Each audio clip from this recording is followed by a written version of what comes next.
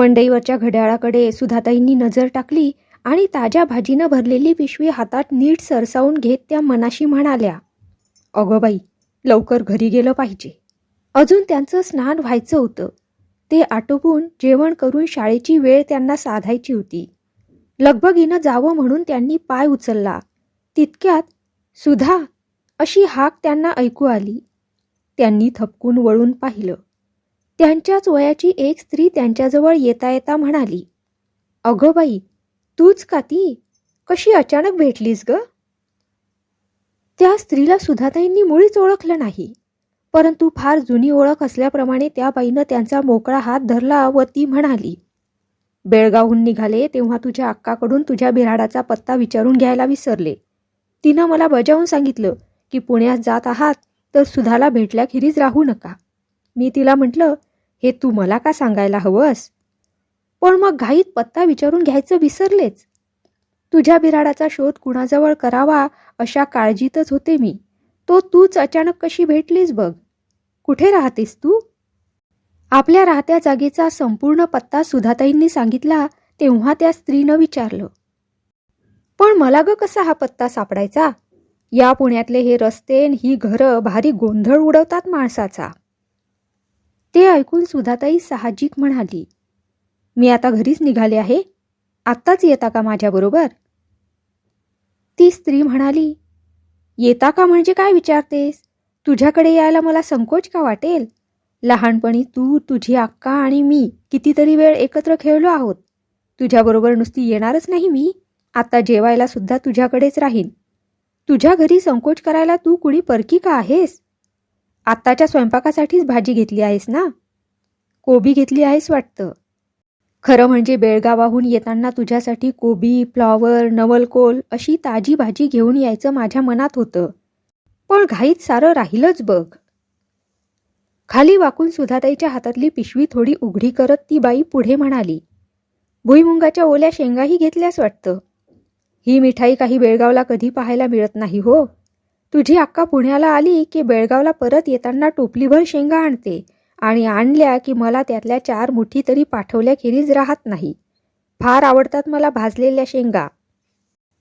भाजलेल्या शेंगांची भोगती ही बडबडी बाई कोण असावी याचा जोरजोरानं तर्क करीत सुधाताई तिला घेऊन बिऱ्हाडाच्या वाटेनं पावलं टाकीत होत्या. एखाद्या खूप वर्षाच्या ओळखीतल्या माणसाप्रमाणे ती बाई बोलत होती. अक्काचे नाव वरचेवर घेत होती, परंतु त्या बाईचं नाव सुधाताईंना काही केल्या आठवत नव्हतं. इतकंच नव्हे तर त्या बाईला आपण पूर्वी कधी कुठे पाहिलं याची देखील त्यांना आठवण होत नव्हती. असा विसराळूपणा त्यांच्या स्वभावात नव्हता. उलट माणसाचे चेहरेच नव्हे तर त्यांची सबंध नावं देखील आपल्या उत्तम लक्षात राहतात या गोष्टीचा त्यांना अभिमान होता. हाताखालून गेलेल्या विद्यार्थ्यांची आडनावच नव्हे तर आद्याक्षरं देखील त्यांना मुखोद्गत असत.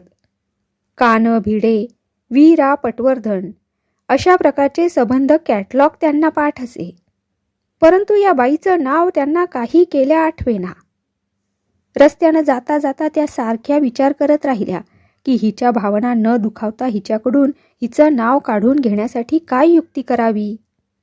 वाटभर त्या बडबड्या बाईचं बोलणं चालू होतं. सुधाताई एकीकडे हू हू करीत होत्या, परंतु दुसरीकडे तिचं नाव माहीत करून घेण्याची युक्ती त्यांचं मन शोधित होतं. दारात पाऊल टाकताच त्यांनी स्वयंपाकीण बाईला हाक मारली व तिच्या हाती भाजीची पिशवी देत म्हटलं, मी एकटीच जेवायची नाही बरं का. या पाहुण्या आल्या आहेत, आमचं दोघींचं. मग त्यांच्या डोक्यात एक कल्पना एकदम आली व त्या पाहुण्या बाईंकडे पाहत हसून म्हणाल्या, आमच्या स्वयंपाकीण काकू मोठ्या विचित्र आहे. माझी कुणी मैत्रीण आली की नुसतं माझी मैत्रीण एवढंच समजल्यानं त्यांचं समाधान होत नाही. त्या सरळ मैत्रिणीला म्हणतात, तुमचं नाव सांगा.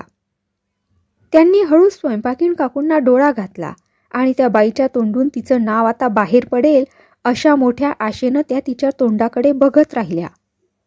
परंतु नाव सांगण्याऐवजी ती बाई स्वयंपाकिणीला म्हणाली, काकू, आधी चांगला गरम चहा करा बाई. सुधाताईकडे पाहून ती पुढे म्हणाली, तुझ्या घरात मला कसला संकोच? तू कुणी परकी का आहेस मला? सुधाताई हसल्या, परंतु मनातल्या मनात त्या अगदी अस्वस्थ झाल्या. ही बाई अगदी पहिल्यांदा मंडईपाशी भेटल्याबरोबरच आपण सरळ तिला तिचं नाव विचारलं असतं तर बरं झालं असतं. तिला ओळखल्याचं सोंग आपण त्यावेळेस केलं हेच चुकलं. आता तिला तिचं नाव विचारणं अवघड झालं आहे व अधिकच अवघड होणार आहे या विचारानं त्यांना थोडीशी चीड येऊ लागली. त्या बाईनं विचारलं, हे ग काय सुधा, तुझे मिस्टर कुठे दिसत नाहीत? स्वयंपाकीन काकून नाही आपण दोघीच जेवायचं म्हणून सांगितलंस. फिरतीवर गेले आहेत, अशी आपल्या नवऱ्याबद्दलची माहिती त्या चौकस बाईला पुरवून सुधाताई पुढे म्हणाल्या. आता चहा झाला की आंघोळ बिंघोळ लवकर आटपायची बरं का, जेवण आटपून मला शाळा साधायची आहे. म्हणजे तू नोकरी करतेस की काय? दिवसभर घरात बसून राहून करायचं तरी काय म्हणून? मूल झालं नाही तोवर असं म्हणशील का मूलच नको म्हणून ठरवलंय तुम्ही नवरा बायकोंनी? हे अलीकडचे थेरं मला मुळीच पसंत नाही. घरात मुलं पाहिजेत बाई. मला 4 मुलं झाली आहेत पण आणखी हवीशीच वाटतात. आमचे हे मला सांगतात अमुक वस्तू वापरू तमुक वापरू, पण असला घाणेरडेपणा मला नाही आवडत. तितक्यात काकूंनी चहा तयार करून आणला. तो ढोसून ती बाई खोलीतल्या तसबिरी पाहू लागली आणि हा फोटो कुणाचा तो कुणाचा अशी चौकशी करू लागली. सुधाताई तिला म्हणाल्या, ते फोटो मग बघा आधी आंघोळ करून घ्या, मला शाळेत जायचं आहे. ती बाई म्हणाली, वा ग वा, कधी नव्हे ती मी तुझ्या घरी आले, आणखी तू मला घाईनं जेवायला घालून शाळेत जाणार होय? ते काही नाही, आजच्या दिवसाची रजा काढ. सुधाताईंच्या मनात आलं, आता काय करावं या बाईला, ही काही आता झटपट आटपणार नाही, जेवायला तासभर लावील. शाळेतले पहिले 2 तास तरी बुडवणं मला भाग आहे. आणि चमत्कार असा की हिचं नाव देखील मला आठवत नाही. ते हिच्याकडून कसं काढून घ्यावं ते सुचत नाही. हिची माझी ओळख कुठली ते काही केल्या लक्षात येत नाही. पण आता त्या बाईच्या कचाट्यात त्या पुरत्या सापडल्या होत्या. शेजारच्या बिराडातला मुलगा त्यांच्या शाळेतच जाणारा होता. 2 तासाची रजा मागण्यासाठी त्यांनी चिठ्ठी खरडली व त्या मुलाबरोबर पाठवून दिली. पाहुण्याबाईनं बंबातलं 2 बादल्या पाणी संपवून आंघोळ करायला 1 तास लावला. सुधाताईंना गार पाण्यानंच कसंबसं स्नान आटपावं लागलं. जेवणाच्या वेळेस त्या बाईची चरपट पंजरी पुन्हा सुरू झाली. तिचा दीर बेळगावच्या म्युन्सिपाल्टीत अकाउंटंट होता वाटतं. त्याच्यावर पैसे खाण्याबद्दल कुभांड कसं रचण्यात आलं व खटला करण्यात आला त्याचं आख्यान तिनं चालू केलं. या आख्यानात सुधाताईंना कशी गोडी वाटणार, परंतु ती बाई ज्याप्रमाणे सपासप घास घेत होती त्याप्रमाणेच बोलत होती. सुधाताईंच्या मनात एक युक्ती आली व त्या खोटच म्हणाल्या, होय, वर्तमानपत्रात त्या केसबद्दल वाचल्याचं आठवतं खरं. तुमच्या धीराचं नाव देखील छापून आलं होतं नाही? काय बरं त्यांचं संबंध नाव? त्या मोठ्या आशेनं त्या बाईंच्या रवंथ करणाऱ्या जबड्याकडे पाहत राहिल्या. त्यांना वाटलं ती आपल्या धीराचं संबंध नाव सांगेल आणि मग निदान हिचं आडनाव तरी कळेल. पण ती बाई आता कढीची दुसरी वाटी रिकामी करून खाली ठेवीत म्हणाली, काय सांगायचं मेल्याच, मोठं राम लक्ष्मणाचं पवित्र नावच की नाही. मी आमच्या ह्यांना नेहमी म्हणते, तुमचे सख्खे भाऊ असे दिवटे कसे हो? नवऱ्याला नात्यागोत्याची फार माणसं असणं वाईटच बघ. तुझ्या मागं दिरानंदांचा लबेदा नाही, फार सुखी आहेस तू. सुधाताई स्वतःशीच म्हणाल्या, पण हिला माझी इतकी खडानखडा माहिती आहे? अक्काला आणि मला ही फार पूर्वीपासून ओळखत असली पाहिजे खास, परंतु मी तर हिला पूर्वी कधी पाहिल्याचं आठवत नाही. काय चमत्कार आहे. त्या तिच्याकडे इतकं निरखून पाहू लागल्या की जणू एखाद्या पत्रातल्या किरट्या अस्पष्ट अक्षराकडे सूक्ष्मदर्शक काचेतून त्या पाहत होत्या. परंतु काही केल्या ती लिपी त्यांना लागेना.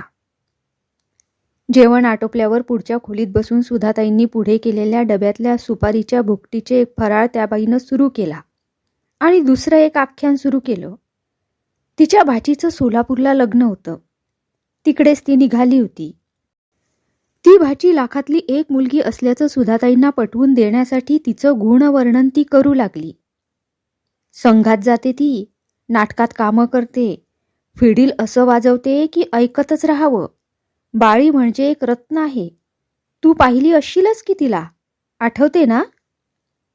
बाईला पाहिल्याचं कबूल करण्याऐवजी सुधाताईंना जबरदस्त इच्छा झाली की त्या बाईला सरळ सरळ विचारावं, माफ करा, पण तुमची ओळख काही मला अजून पटत नाही. तुम्हाला मी जेवायला घातलं, तुमच्यासाठी शाळेतले 2 तास बुडवले, पण खरं म्हणजे तुमचं नाव सुद्धा मला माहीत नाही.